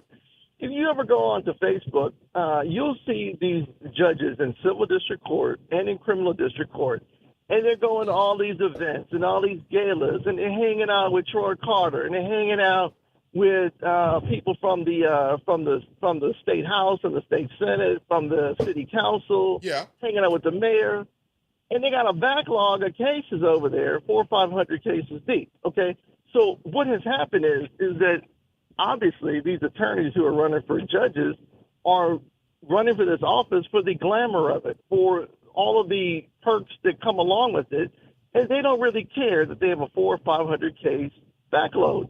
So what has to happen is it's going to have to be a new day in criminal district court to where you cannot grant all these extensions to the district attorney. I know they're all friends with Jason, but you can't keep granting all these extensions for the district attorney. You can't keep granting all these extensions for the defense lawyers. It's going to have to be each side gets one chance to push a court date back, and then that's it. But what they do is, everybody's friends with Jason, and they're all friends with, the mayor and the city council members, and they're on there with Troy Carter taking pictures and yucking it up on social media, and they want to do favors and this and that, and then that's how they find themselves in this backload. So, when Troy Carter comes on, I'd like you to ask him for me, because I know you're going to give him a softball, but I'd like you to ask him for me a hardball question. Well, I'd like you to ask him the hardball question is, if he thinks that there's too much politics in the court system, why is he hanging out and associating and taking all these pictures with all of these judges from criminal district court and from civil district court? If he's not injecting politics into our court system, then what in the hell is he doing with it? Well, let me ask you this. There are a lot of things that go on with criminal district court. And part of that should be, judges being fair to the prosecution and the defense, and particularly anybody who is in contact with the court for whatever reason, whether that goes to trial or not, and then their rights to proper representation, speedy trial, and speedy trial often depends on whether the prosecution is ready, whether the defense is ready, and the scheduling of these things from one case to another with the different cases. It also depends on getting defendants from one place to another. Sometimes that's from the Orleans Parish Jail, but sometimes it's from other facilities that are some distance away. So I hear what you're saying, but I would challenge you to think that there may have been and may be judges that are spending part of their day not in their office and not in the courtroom. But I think for the most part, when we see judges on social media, it's not for hours during the day. It's on their evenings and on their weekends when court is not in session. And part of what we don't see is when they're getting calls to deal with some of these things. And let's use Section J as an example. That was a most unfortunate backlog of over 500 cases. more than 500 cases. And that judge retired. And since that judge retired, they got it down to about 150 cases. So clearly, in my opinion, that judge had something to do with having a backlog of that number, but also the system and how it works.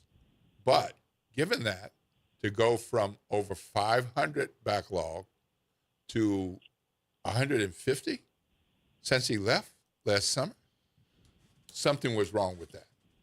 I don't think that's the case in each section of criminal district court. That was a lot.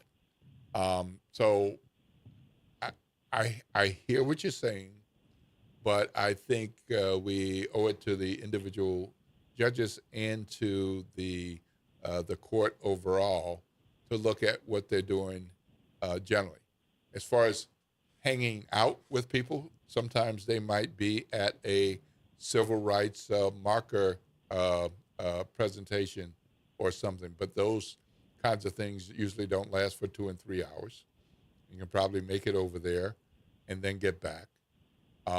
And there are other types of events like that where people say, we don't see you, judge. And so that's a part of being seen, and somebody can reach out to the judge and ask a question or ask about a particular case. And the judge can decide based on their judicial code of conduct what they can say and what they can't say at that time. So I like seeing judges out in the community because they should be from the community. You can laugh, Ben. We're having a conversation. We can have a conversation. But I don't want to see judges who just go to the courthouse and leave the courthouse and have forgotten about the people who put them there. Well, what winds up happening though, Will, and this is the part that you're missing is that if you ever have a case in criminal district court, there's all of this back drama going on, right? Where the judge is friends with this person or that person, and that might affect your case. It's not going to be on the record, but it's in the background, and you can't make a point of it because, I mean, it's something that you saw on Facebook, it's something that you saw on social media, but it's very well known. I mean, there's some, for example, there's some attorneys that run the campaigns for these judges, right, fundraising and things, and then they go bring cases in front of them, and they act like everything is above board. I mean, it is so incestuous what is happening, but you want to see them out there more. Well, you brought up the code of conduct for judges. Well, under the ideal circumstances, judges should just be in the courtroom and out the courtroom. They should not be in all of these events and galas and over here with the mayor and over here with the city Ben, council stop. and with Troy Carter. Ben, let me ask you a question. Do you put anything from your personal life on social media? Yeah, I'm not elected to any. No. That's not my question. That's not my question. Before you start. So should we assume that you're not doing your job because of what you post on social media? I'm not in elected office. That's not my question. That's the point. I'm yes or making no, that. sir? Yes or no? I don't work for taxpayer Yes or no? money. I work in the private sector. Yes or no? Hey, listen. Yes or you no? sound like a Listen, broken you record. want us I'm you telling want us to do hardball questions, right? I So don't here work I'm for- practicing I don't with work you for right now. taxpayer- I'm practicing I don't for work you. I don't work for taxpayer money. I Okay, mean, I work all in the private sector. You do. This is true, and so do I don't work. I don't work for taxpayer money. So I'm why like is Troy why are Carter. you gonna let me finish or what? Why are you making this assumption that if they're at a gala they can't be doing their jobs? Because it's been well documented that there's a backload of hundreds of cases in criminal district court. So if they're doing their job, where can they find time for all of these events, to hang out, to go to Gallier Hall, to be hanging out with Troy Carter and all How of do you these know that's people that's the totality of what they're doing? Well, because you okay, wait. First of all, are you an attorney or something? Well, do I have to be? I mean, if I'm bringing up matters of public interest, do I have to be a lawyer in order to talk about them? You refuse to answer yes or no to anything. All right, so here's the deal. Well, I'm not the one on trial here, okay? But you are putting other people on trial. So since you chose to put other people on trial, then I'm curious about how you run your life because you brought this up. I see.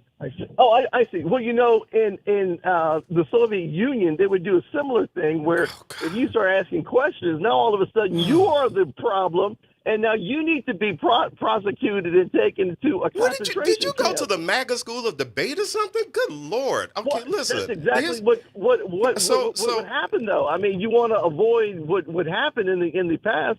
This is what I'm saying, though, to you, okay, is that this hanging out, this socializing with the judges, it's well documented. If you go on Facebook, anybody can see it, even you. It's public, okay? And so when someone goes into court, let's say they have a case in front of one of these judges, they have all this background drama where this person's friends with this person or this person gave to this one's real election. So let me ask you this. Do you have this opinion of all of the public servants or just the ones that you're bringing up? Because I know all of the public servants. I mean, I don't know, president of Jefferson Parish, president of St. Tammany Parish, the judges in all the different parishes. They go to events all the time. And their stuff isn't perfect. They have problems going on in their offices as well. So are you going to start calling out every single elected official who's hanging out at a time that you believe that they should be hard at work? Well, judges are different because even though they get elected to office, they abide by a totally different code than, let's say, a mayor or a parish president. And Will knows it. They have a different code that they have to abide by. And so it's not like comparing a judge to a city council person. And I'm sure you understand that. They work under a separate code. But I would like you to ask Troy Carter that. Why is he injecting politics into our criminal district court and our civil district court system by socializing with all of these judges? I just don't get it. Well, would you like to ask the President of the United States why he's injecting politics into the Supreme Court? Well, okay, that's different because. What the hell makes that different? I think now we're getting somewhere. Oh, he went to the MAGA school of debate. That's what this is. Now we are getting somewhere. So we got politics. Well, stop, Ben, stop. We have politics in the court system on a federal level that is being used to redistrict right now. This is a fact because you know why we know this is a fact? Because the Republicans have actually said we're redistricting for politics. They said that. Yeah, I know. Yeah, I know. So how is that different? How is that different? The difference is this, though, is that the president appoints the Supreme Court judges. I'm sure you understand that. Oh, so he has the right to inject politics since he appoints them. Troy Carter, as a congressman, doesn't appoint the judges to the criminal court or to the civil court, okay? Lord Jesus. But the president, whether it's Barack Obama or Joe Biden, they appoint judges to the court. And just when Barack Obama gave that State of the Union speech and he called out the court for their ruling, when they had the ruling on the dark money, he called them out during a State of the Union address. And I'm sure you didn't say the same thing about him doing it. The fact is that both sides do it. So that's your deal. Both sides do it. I didn't know Ben, I don't know anything about you, but now I do. So I get you. All right, I hear you, Ben. Ben, listen, could you please take this foolishness to somewhere else, please? I mean, I really don't have the. I'm not in the mood for this morning. That's exactly what they did in the Soviet Union. So I see that you've learned well. Oh, what other countries have they done it in? Are you a geographer now? You see, exactly, because you don't like. Are you teaching world history? Because you don't like the message, you have to attack the person with these accusations. No. What they did in the Soviet Union. I mean, that's exactly what they did. So but isn't your president friends with the Soviet Union or was left of it? there was an old saying where you show me the person and I'll show you this crime, right? So I guess that's exactly what you're doing here. Dude, But, Ben, let me help you wish out with something, Ben. This is not Jubilee and this is not YouTube. So you don't have to come with the whole changing the subject when you don't want to answer a question. You really don't have to do that. I've answered it. I mean, I answered would it. like to think that you're a better person than this. I mean, could you please Hey. try to be your best self today? Well, listen. If you only want I'm just to get asking. I'm softball asking a calls- favor, a personal favor. Well, We got this 2 what I'm minutes saying. If left you in the only- show, and I'm going to give you an opportunity to be your best self today. I mean, you can do it, Ben. I really believe you can. Well, if you only want softball. Oh no, to- I to- gave to- you a to hard be ball, and asked. you missed No, it. You missed no. it. If you only want softball, then I guess maybe you should screen the calls and ask them what question they want to ask. Oh, we prior to screened. We bringing them screened. on, air. All right, look, Ben. This Thanks was a for lot of calling, fun, Lord Ben. bless This us. was a I'm lot gonna of fun. Squeeze Ryan in for a few seconds before we close out. Have a fabulous day. All right, Ryan, you got about 30 seconds. I wanted to make sure we got you in. Yes. Good morning. How y'all doing again? Hey, Fabulous. Mr. Mark, if you'd like to sit down next week and have a conversation, I'll be more than willing and ready to listen to you. Who's Mark? Whoever the dude was on the phone. Oh, that was Ben. That was Ben. Yeah. Oh, right. Ben, I'm sorry. Yeah, I no get problem. my names No mixed problem. up. No, yeah, Yeah. Mr. Ben. Yeah, Mr. Ben, let's sit down and have a conversation. I'd love to hear you in person, without this whole audience. Well, y'all call the radio station. Yeah. Right. Yeah. We're the Yeah, audience yeah. you called. Yeah, I know, but it's let's see. Oh, so you Yeah. like Ben? No. I want No. to talk to him. I want to see if he can answer a yes or no question. Oh, okay. Right. I get it. I got you. Well, good Same luck thing- on that, same Ryan. thing In that a Eddie was very trying to do. gentlemanly way. Well, I'll tell him I'll buy him a coffee, even though he got more money than me. You know what, Ryan? I All right. appreciate you. You're a better man Okay. than I am. All right. Okay, we got you in, Ryan. Thank you so much. Lord's blessings. Have a fabulous Peace. day. Thank you, Ryan. All right.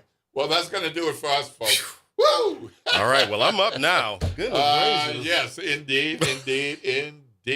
Don't forget, early voting starts tomorrow, Friday, June 12th. Of course, we'll remind you again tomorrow, and you'll be reminded again next week.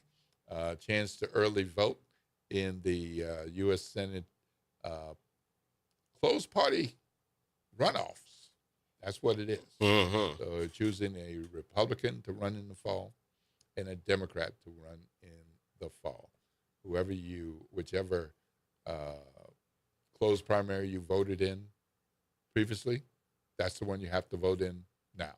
So if you, for instance, if you voted for Bill Cassidy in the last election, and you say, now that he's out, I want to vote for a Democrat. Nope. Ain't You gonna happen. can't do it. Nope. And if you voted for a Democrat that is now no longer in the race, and you want to vote for John Fleming or Julia Letlow, nope. Can't do it. You can't do Can't that. do it. All right. So more about that as the early voting continues. But that's going to be it. We're not continuing today. We got to make room for the front porch. And that's going to mean that we'll have Tavis Smiley after that. And we're going to have the G-Man, Gerard Stevens. Don't forget, there are annual Juneteenth celebrations and observations.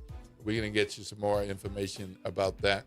But the most visible one is Congo Square, Armstrong Park, every year for the last several years, and that is Friday, Juneteenth. We'll make sure that you get some more information about that. So people say that nobody observes Juneteenth. That is not true. That would be disinformation in some cases if they know the truth and say that, or misinformation in others. All right, that's going to be a wrap. Lord willing, I'll be back here tomorrow morning. Will you be back? I'll be back tomorrow. All right, and we're going to close out, make room for the front porch. This is WBOK 1230 AM, what New Orleans is talking about. All day long.